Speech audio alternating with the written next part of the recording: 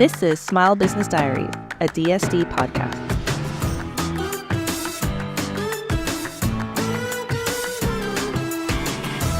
Welcome to another episode of Smile Business Diaries.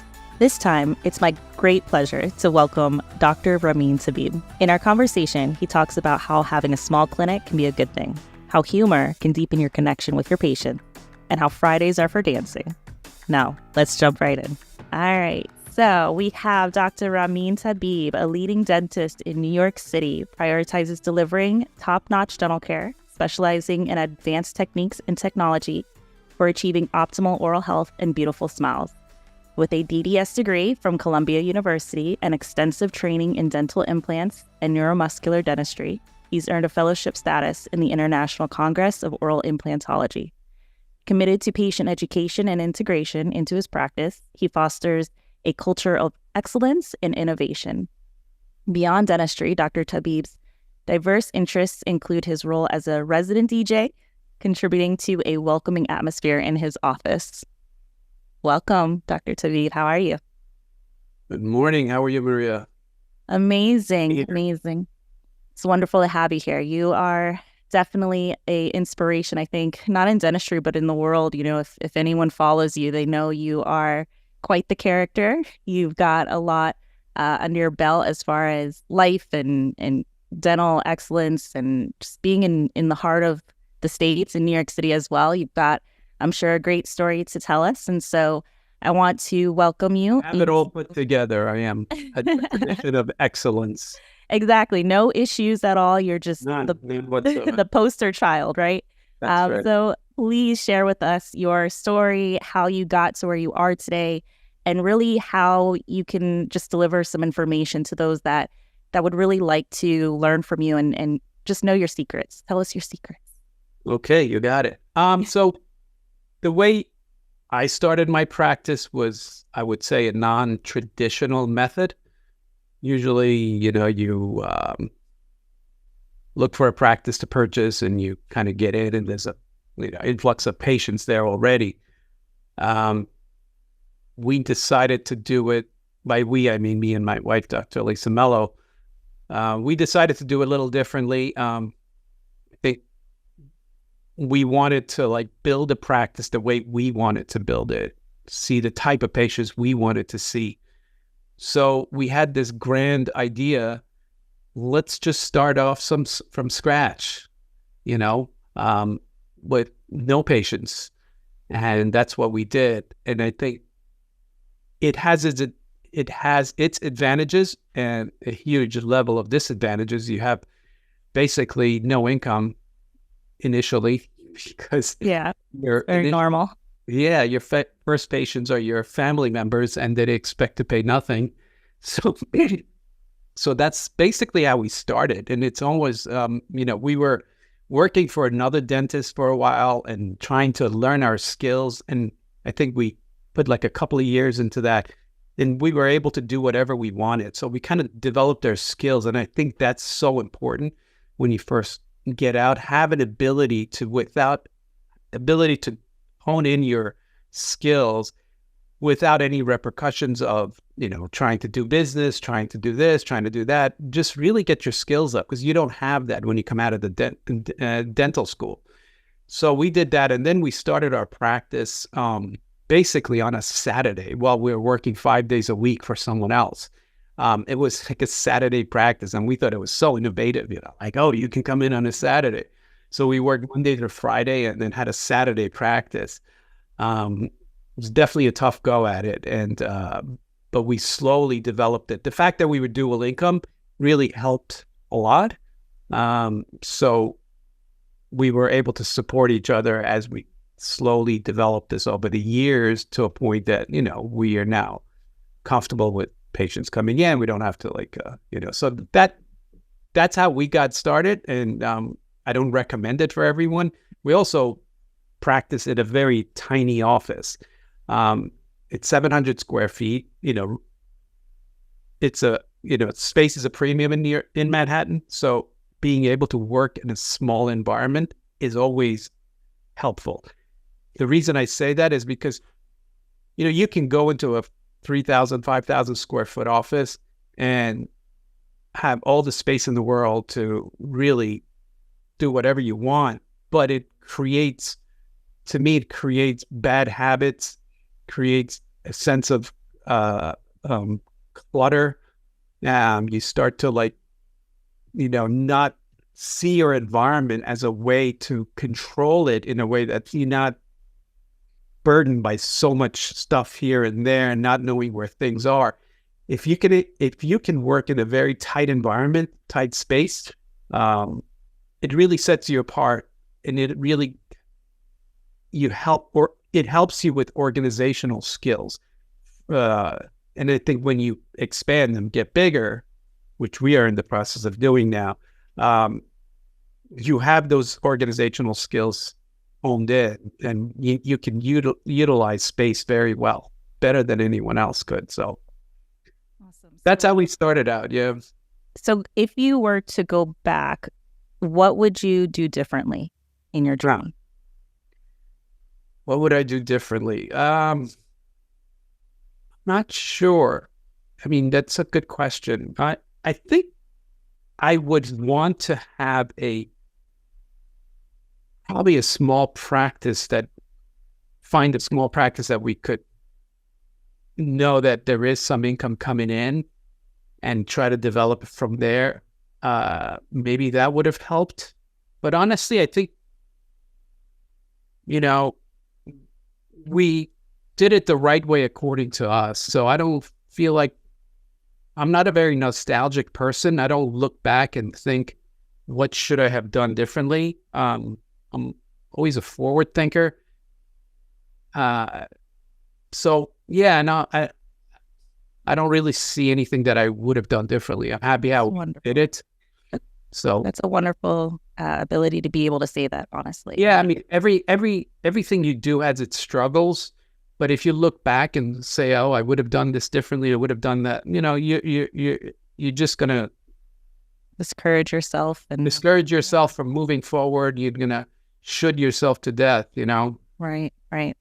So, an interesting point that you made was the size of the office that you started with. And I know personally now you're still relatively in a smaller office compared to many in the United States. Yes.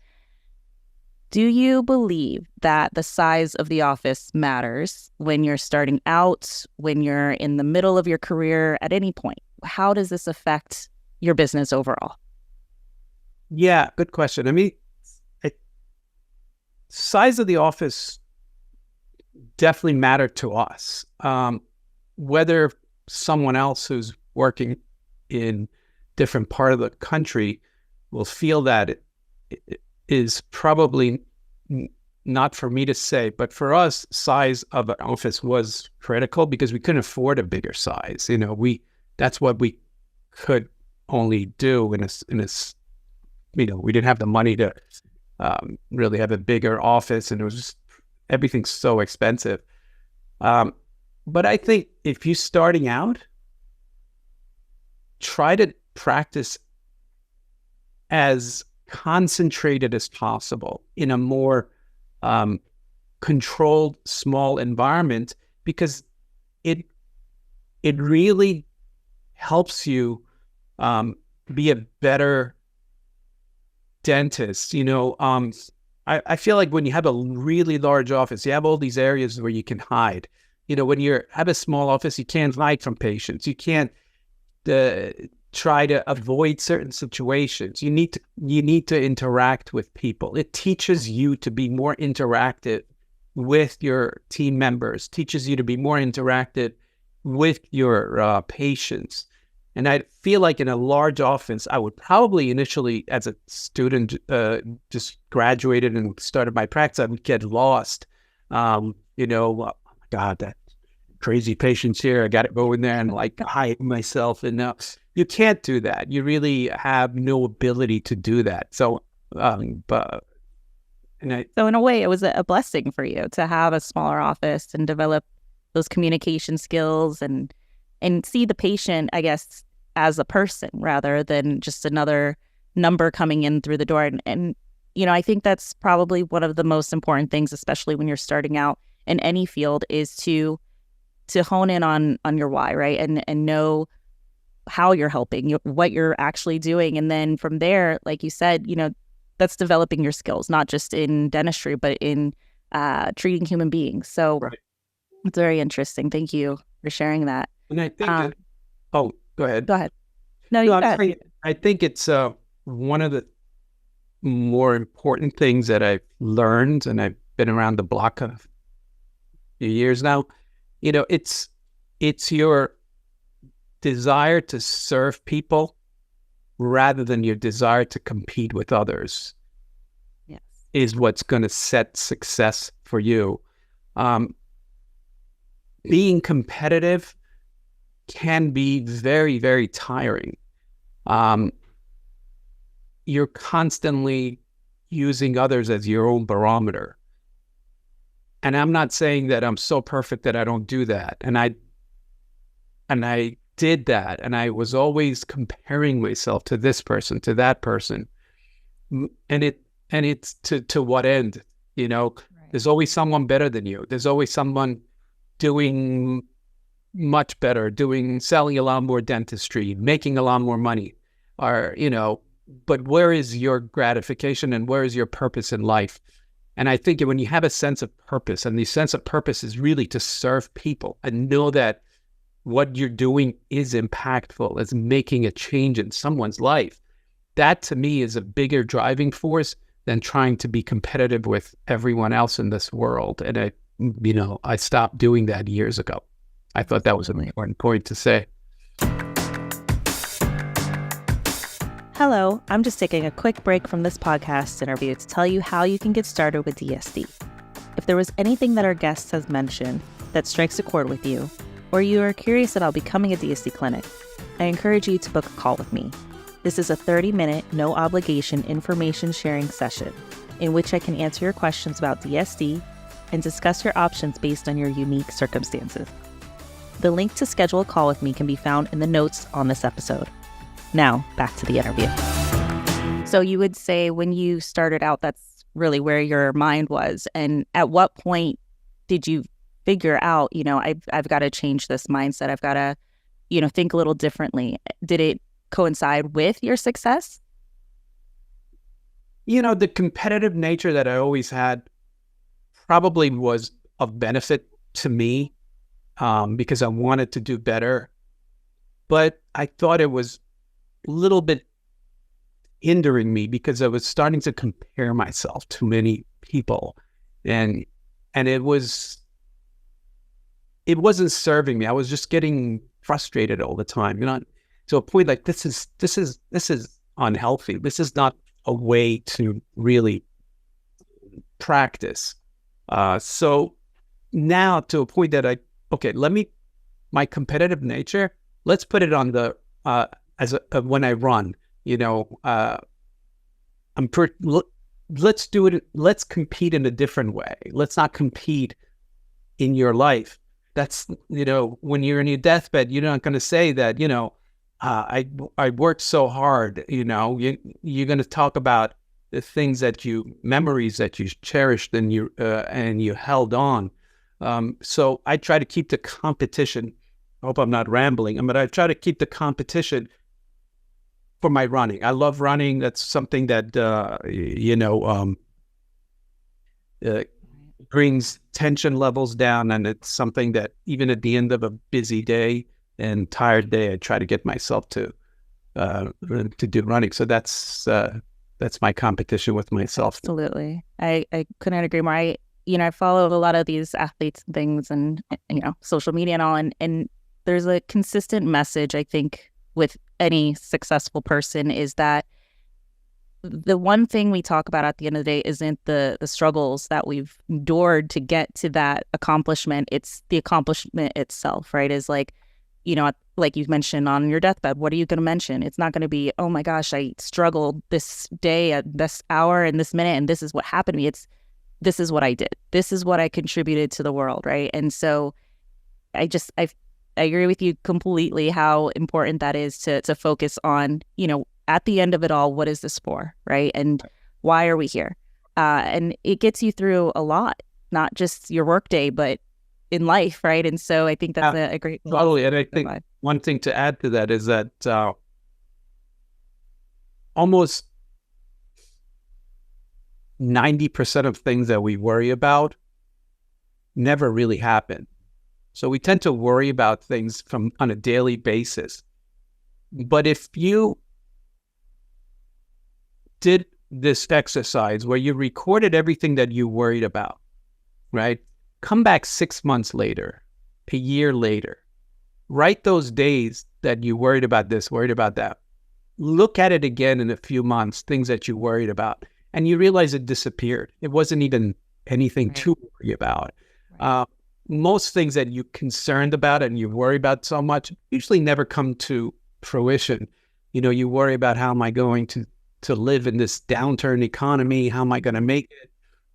You retool yourself and you do things a little differently. And that's human nature, right? So for those doctors out there that constantly struggle with this between making decisions of, what's the right move to make, what would your advice be to them when they're feeling, the economy is hurting us, I don't have enough patients, my team is missing, I can't keep good staff, any of their problems that they're going through, and they have to make a decision to change this into a solution, right?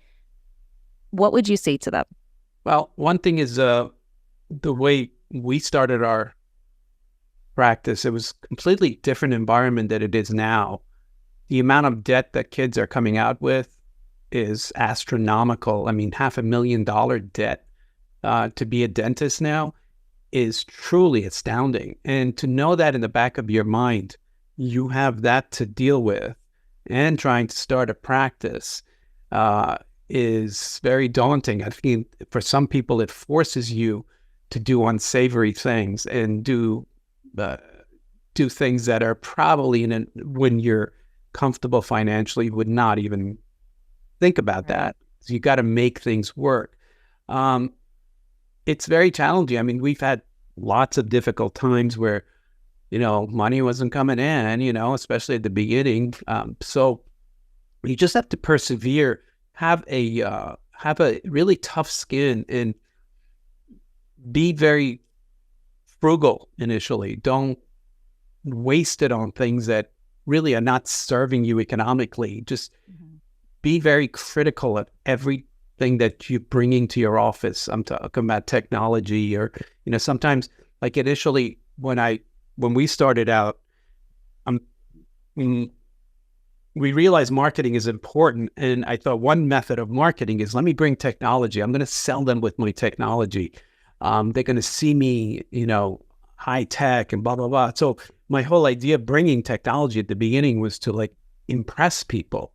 But now, I'm thinking of, I'm not going to bring any type of technology until I know it serves people. It really will improve my dentistry, not will it impress a patient that I have this highest tech, I see it all the time, and people and I did it all the time. We used to have in our website, I mean, I think we still do, we got to fix it, but how much technology that we have, this is all the technology we have, so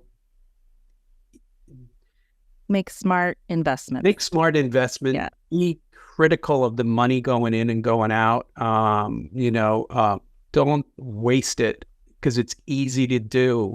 It's easy to be sold at these meetings you go to, in the sales tactics to get you to agree on something and buy it. Oh, it's blah blah blah. You got to be very careful. That's my absolutely message. How did you make these decisions though? Because it's easier said than done, right? It's right.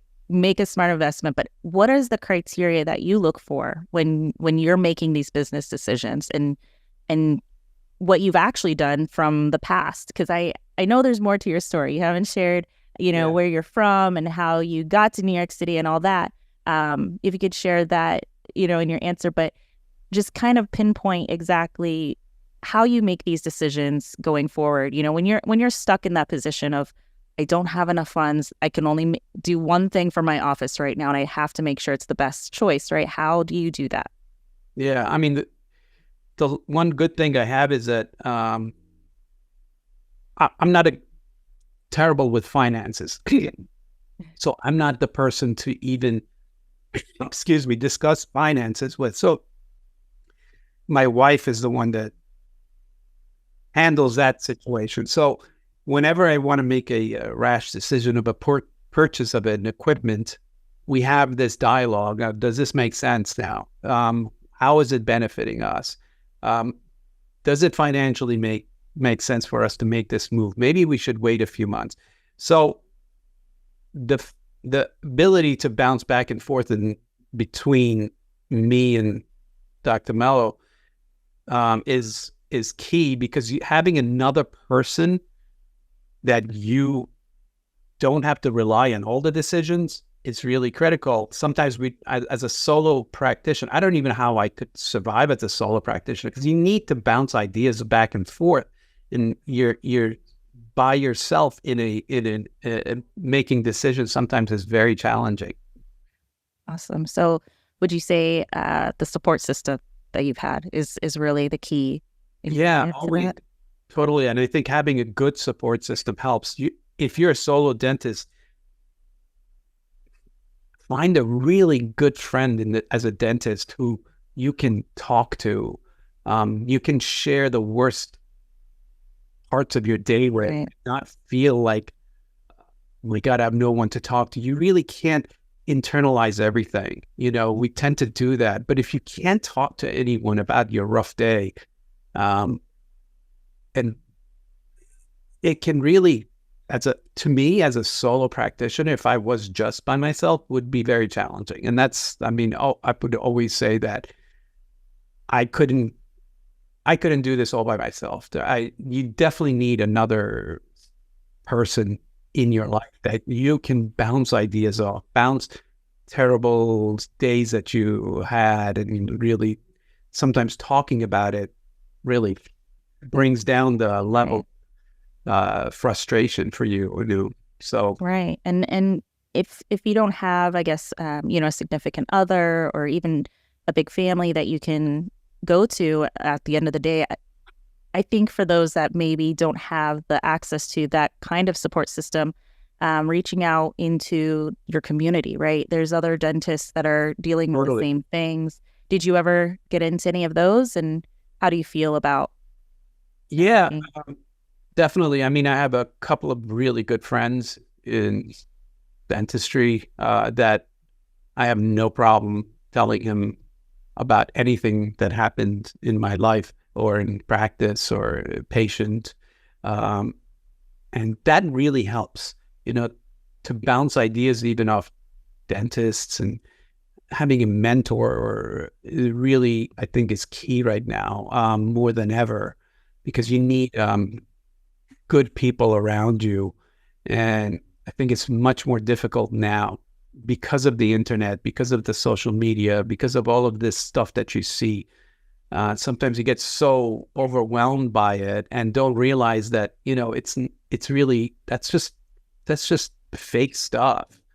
The really important thing is having connections with human beings. And I think that's really lacking.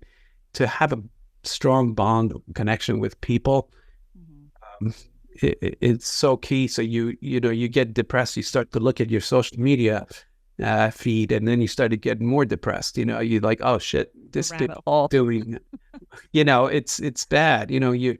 It's terrible. And I feel for kids coming out, it's just totally comparing themselves because this is so strong. And I didn't have that when we were practicing, so we weren't so distracted. Okay. Kids are now. So tell me a little more about your journey over to the States, where you're originally from, how you came about, because I know your wife has a big role in the decision to come over and build a practice over here. How exactly did that go down, and what was in your mind at the time? Your fears, your worries, how did you overcome them? You mean building our practice here? Correct, in New York. Where I am originally from? Yes. So how did you get there, basically? How did you get here in New York City, in a very nice area? Tell us about it. So I'm from Iran. I came to this country when I was 14. Really at a difficult time that we left. It was the Iranian Revolution, and old enough that some people would probably know what that is. I'm Jewish, and leaving the country was sort of imperative. So we did leave, and we came to we had some family here, so we came here and then went to school here. And my wife and I, we did not even know each other till after dental school. We both graduated the same year, but she went to NYU and I went to Columbia. And then we met each other basically applying for a job. And both of us were in the waiting room at the same time applying for the same job. It was quite interesting. Who got it? We want to know who won. Well, we both did, which was interesting. We both got the job. It was for a big practice, and, they liked both of us. And so that's how we met, and that's how we sort of hit it off. We were just friends, and then it just developed from there, and we decided, business, opening up our own practice. And it was, like I said, it was just on a one-day basis, and then we sort of grew from there. Awesome. And slowly left that practice one at a time. First she left, then I left, and then we struggled a lot. Got it. So you both started out as associates in the States and then saved up enough to then go on your own. Amazing. Okay. So that's a pretty normal direction, I would say, for coming over. A very similar story for most, I would say. So other than that, let's talk about where you are now, how everything's running for you, and what you feel are the best tools that have helped you the most today. Ooh. My best tools, what do you mean? What helped me in our level of success, basically, or? Yeah, today, if you go into your practice and you say to yourself, I can't work without these things in place, what are they? Well, I wouldn't call them things. I would just call them ability to like having things that are really important in that are that's not negotiable for us. Is we have to have a daily huddle every day. We need to know what exactly is happening throughout the day. We learned that the hard way. Not having a daily huddle can make a huge difference. A couple of things that I'm really a stickler about is I hate clutter. I hate messiness. That's like a totally non-negotiable. That's a dentist thing. That's just a dentist thing. Is it a dentist thing? I think so. Maybe. I don't know. But I mean, when you come to our office, which is, like I said, very tiny and small, you would never know anything is out of place. And it can easily get there, very easily get there. Always have to be upbeat. And I think that, to me, is so important. Sometimes you're not. Sometimes you're down. You can change your state. You can change how you feel. Go in your room, go shut the door and start jumping up and down and screaming a little bit in your whatever, if you can. You can change your state. The way you start out is the way you'll end the day. So if you can change that state, and I think that's something I learned from Tony Robbins, you can change your state by how you act. If you act in a certain way, you can definitely change that.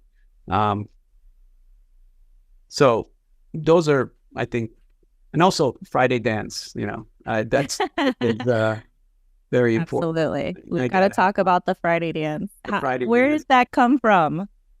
Well, my social media, it sort of grew out of my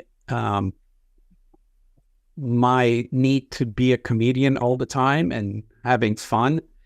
I used to make, I haven't done so much now, but I made a lot of these videos that are just humorous with patients, even like on the just like an idea came in my head, let's do this. And I kind of prepped the patient and I had my assistant start filming it. So then I started like doing the dance. And then it became like a Friday dance. So every Friday I have to have a dance put up. So,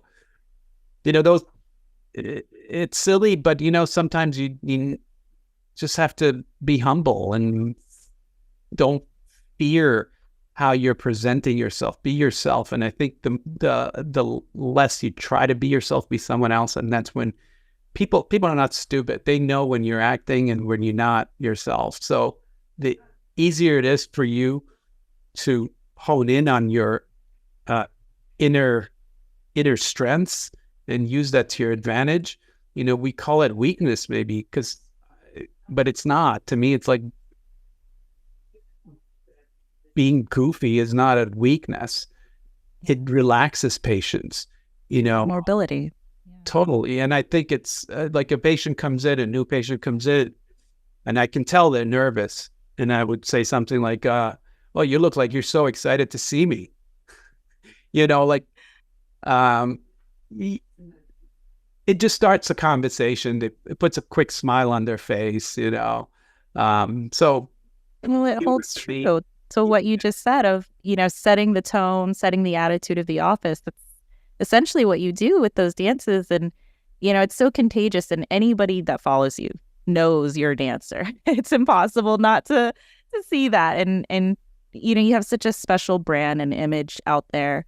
Going back a little bit, talking about your support system, was there a moment where maybe, and this is hypothetical example, but if your support system were to tell you, Dr. Tabib, don't dance like that. That's not professional. That's not what the people want. How do you react to that when it goes against your inner strength, right? Who you are as a person? How do you know when it's the right time to say, you know what, everybody's telling me not to, but I know this is the right thing to do? I think initially when I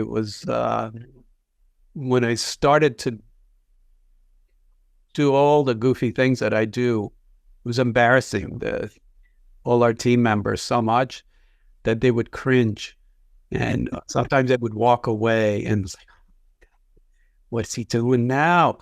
I mean, to a point that now it's just expected, like they don't even like bat an eye when I come in and wear a wig to see a patient the first time, or do something like celebrate at the end of the treatment with a sparkler in my hand and a champagne glass, So now it's reached a point that the excitement level of doing something differently is actually a good feeling for everyone. So I was like, oh, I'm going to come in and do this. Blah, blah, blah. Everyone gets so excited. Okay, I'll do the filming, So everyone starts to buy into it when you're real. When you are not real and when you're just forcing everything on people, and they know it, and they're like, oh, God, he's coming in again with this, they just know it's me because that's how I am. I'm always like goofing off, and having a good sense of humor about everything really helps you with getting through the day, because, if you can't see the funny side of certain things, you're going to be distressed. If you can see the funny side of everything that goes on, because everything is funny. Think about all the comedians. Why are they so successful? They're just telling the truth. And that truth is hilarious. If we can realize how funny truth is, our lives are, then you can really be relaxed with yourself, because nothing we do is just, is serious. Everything we do is weird. And, like if there was a fly watching us throughout the day and recording that moment, and somebody else watching, they would be cracking up with the things that comes out of your mouth, so just enjoy that moment to be yourself, be free. And, Absolutely. I love that. I think it shows greatly, this is your form of leadership, right? And I get so many questions working with a lot of dentists of, how do I become a better leader for my team? How do I get my team to a certain level that I need them to be, right? And it all comes down to leadership at the end of the day. And so I love your approach in bringing laughter into the office, because imagine a world of laughter, right? And we find peace in our suffering in that way, right? And it's a wonderful thing to picture. So I think that's a great advice from you to say, you know what, if you want to be a better leader, if you want to have a better team, you find the way to keep laughter alive in the office. Totally. I think laughter is so key in life. I mean, it just, if there was a barometer that can actually measure stress levels, you could see how that stress level numerically would change when somebody has a comedy or somebody says something funny. One day we'll create that device, but I think there is no substitute for good humor. And I can get overboard, and I sometimes have to be told that, simmer down.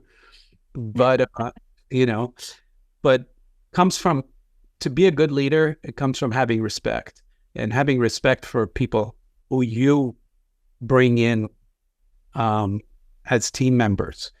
If you can't respect people that you have as team members, and I mean deep respect, everyone has their own story. They know you're faking it. Really respect people's positions in life and where they came from. You can be a good leader when you really can have that ability, and use humor to your advantage. And if you're not funny, just learn how to say a couple of jokes here and there. Everyone has humor. Everyone has humor. Well, they say there's truth behind humor, right? So exactly, your truth and humor will come. We all enjoy humor. I don't know anyone who doesn't like humor. And just know that you have that ability to influence people with your humor. People kind of respect you differently when you're not taking things seriously so much. Take your work seriously. Take what you do for a patient seriously, but don't take yourself so seriously. We're just all different beings in this world, and nobody's better, nobody's worse. We're all the same, really. And it's just respecting each other. How you don't know anyone's background, basically. You make assumptions, we make judgments very easily, but we don't know what people came from, what circumstances they left to be where they are now. So just go with that feeling that everyone has a story, and it's not for you to judge whether it's a story that's good or bad. It's not your position. You just have to respect it. That's all. Absolutely. Definitely. Thank you. So we're getting towards the end of time. I want to... No. I know, it goes so fast, right? Warm it up.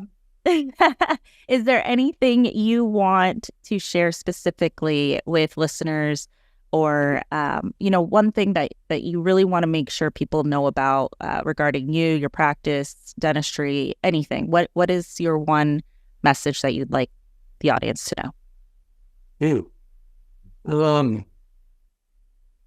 I don't know. I mean, I would say I love carving temporaries. That's probably the weirdest thing ever to say. I enjoy when you're working on a patient for a stressful time. I like sitting in the lab and carve that temporary perfectly. Like, to me, that's from the blob technique. Or from a wax up, but then you still have to like carve it in a way. That's changes to make, to make it sit I like my temporaries to feel like permanent. That's how crazy I get with it. So I really I find that whole time of sitting in the lab and carving it, it's like my relaxation time. And I say one other thing, always think about one of the successes you had with a patient and imprint that in your head. Because you start to think about all the bad things, and it could be one negative thing that you worry about. But that one success, have that in your brain. Like for me, it's Sarah. I know when Sarah came to see us, she was petrified of dentistry. She had work done here, a little work done there. And I know it was like a last hope when she came to see us. And she really needed to be convinced that this is not the way you run dentistry. And so that is always in my head as far as in here. Sorry, I got interrupted. So having that person that's a successful, that you had a amazing success with imprinted in your head, know that whenever there's bad, you can think of your Sarahs, and this didn't go well, but you know what? This is 1 out of 100. We tend to worry about that 1 out of 100, and it just ruins our day.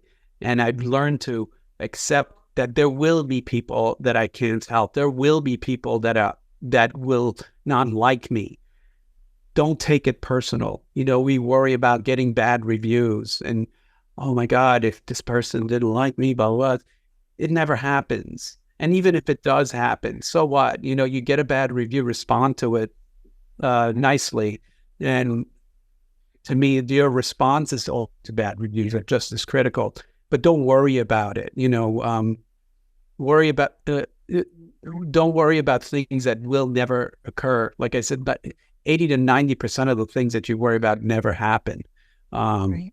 And just think about the successes and just go with that. I've had successes. I know what I'm doing. This is not a normal day. This is an aberration in my day. It's going really bad. It's going really shitty, but this is not normal. We are, as dentists, we are transformative people. We have transformed people in so many ways that it's so gratifying to know that this is what you can provide to someone. To change somebody's life is so gratifying. But we lose sight of that when we have a bad day. It's like, oh, God, I can't practice this anymore. This is awful. I can't take it anymore. Blah, blah. These patients complaining. Yeah, you know what? There's no business that doesn't have its headaches. So this is the headache. Just know that it's not always the same. And there are more better days that are than bad days. And we tend to think about that bad day. Yeah. And you expand it in your head. It just gets so overblown. Right. At terrible patients. I don't care anymore when I do. I just have to deal with it. That's all it is. It's not me. I'm not taking it personal. Absolutely. I think a great way to look at it in our dental analogy sense is, think of it like that one little dot of that occlusion that's off, right? It feels like a mountain. It feels like everything's completely off, but look at the big picture, right? Everything's great, but that little piece, and just little grinding away a little bit at a time, we'll remove it over time, right? Exactly. So pieces in life are big. Exactly. And the focus is the main message here, I think, is, focus on the good, leave the bad at the door, keep moving forward, keep trucking forward as you've shown over your years of experience in dentistry. And you obviously have a lot to show for it now. So it's remarkable what you've done. And I wish I could get more into, the branding and the image of your office. You're in such a great area. You see celebrities, you've got the juice that everybody wants to be drinking from. And so I wish we could get into it more. But I know you're welcoming to share more information. How can people get in touch with you if they do want to, talk to you individually, learn more about your practice and reach out to you after this? I have a big presence on social media. So Instagram would be a great way to, if somebody wants to get in touch with me directly, to DM me on it at NYC Smile Design. Um, our office is right on 84th Street between 5th and Madison, right next to Metropolitan Museum. The location can be better, but we are moving to a bigger space, which is still in Manhattan, just a few blocks up. So yeah, I'm glad to talk to anyone about what I've done. I don't see myself as, someone who can't be reached, or I see celebrities. No, honestly, I don't see that many celebrities. I see here and there, but to me, it's teeth. Smile. Like, don't look at it as got a celebrity. Like, no, you treat them the same way. They got their mouths are no different than anyone else. Right, definitely. And just to solidify what you said there of how to contact you, I don't know if you remember, Instagram is how we got reconnected and with DSD, right? Because That's right. saw your handle NYC Small Design. And I'm like, if anyone is going to be DSD, it's got to be this guy. He's doing small design. It's literally in his name. And so that was what attracted me to your Instagram, was the fact that you had it as your office name. And so we obviously connected. We are here today. So it wasn't my humor. It was the handle first, and then you're dancing. Yeah, no, and I thank you for doing that. I think being with DSD has been personally rewarding, business-wise rewarding. There's so many changes that have happened as a result of joining DSD. You have to sit down and really write it down, because oh, this wouldn't have happened. No, that wouldn't have happened either. Oh yeah, this too. So yeah. When you join an organization where the morals and ethics align with yours, you're going to succeed. But if you join an organization where you think you got aligned, and then you realize that it's not the best fit for me. But so far, I've had nothing but praise for the Coachman brothers, and they've set the standard as far as what dentistry should be like, not losing autonomy to a DSO, and to me, that's like a key understanding of what dentistry is like, and I think they embody it. And that's why I was so attracted to it, because I don't like to treat patients as just a conveyor belt of patients coming in and out my door, and just everything is like, to me, is a project. Every patient that comes in is a project. A lot of times, almost every case that we are embarking on, every patient that we're embarking on, both of us need to contribute, because we both have different strengths in dentistry. And that is so key when you have different people you can rely on, and not just think about your own way of doing things. Everyone has their own way of doing things. So that's been really, really key also for us. Awesome. Thank you so much for saying that. It's been wonderful to see you from the moment we chatted on Instagram to having this podcast with you today. Wait, this is over? This is the end. Oh. For now, right? We'll have hopefully we'll have a series going, and you'll. My life is so much more interesting. You probably need another 2-3 hours just to complete it. Yes, that's the fact, for sure. Yes, I wish I had more time. There's a lot of questions I have for you, but Thank you. Me too. We can absolutely. We'll do this again, I'm sure, in the future. I want to hear all about the new expansion eventually, see how that's going for you, and hopefully we can maybe get a round 2 of this once that. Totally. Get you guys in for the big event. Exactly. So thank you from the bottom of our hearts at DSD for sharing your information, your story with us. Absolutely. Please, keep in touch as you go through your journey, and we'll do this again. Will do. Thank you so much, Maria. It's great talking to you. See you on the dance floor. Absolutely. Bye. Bye.